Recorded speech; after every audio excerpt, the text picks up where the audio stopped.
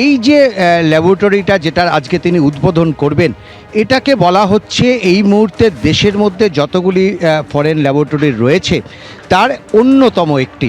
কারণ এখানে সমস্ত ক্ষেত্রে অত্যাধুনিক প্রযুক্তি ব্যবহার করা হবে এবং বলা হচ্ছে যে এই যে সিএফএসএল এই যে ল্যাবরেটরিটা, এখানে কিন্তু এমন বিদেশি কিছু প্রযুক্তিকে ব্যবহার করা হচ্ছে যার ফলে অপরাধ জগতের যে বিষয়টা তার অনেক দ্রুত নিষ্পত্তি এখান থেকে করা সম্ভব হবে। এবং বিশেষত আমাদের দেশের যে আইনি ব্যবস্থা, যেখানে কিন্তু এই ফরেন্সিকের একটা বড় ভূমিকা রয়েছে, এই ফরেন্সিক ল্যাবরেটরি সেই আইনি ব্যবস্থাকে সুদৃঢ় করতে আরও বেশ কিছুটা সহায়ক ভূমিকা পালন করবে। এমনকি হায়দ্রাবাদে যে ফরেন্সিক ল্যাবরেটরি আছে, এই ল্যাবরেটরি তার থেকেও অনেক বেশি উন্নত মানের, এমনটাই কিন্তু সংস্থার দাবি।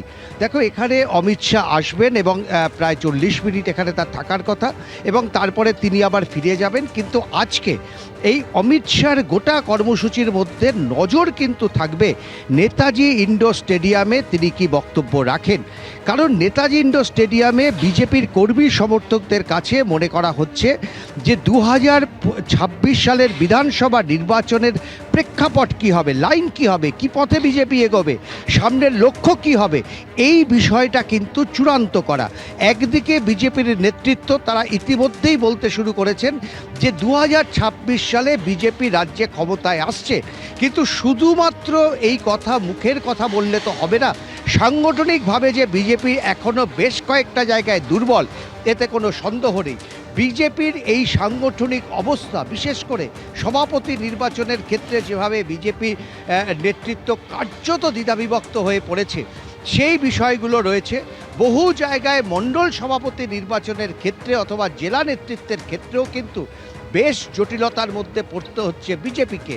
অনেকেই মনে করছেন যে বিজেপির যা সংগঠন, সেখানে তাদের যা ভোট রয়েছে সেই ভোটের প্রতিফলন কিন্তু সংগঠনে নেই।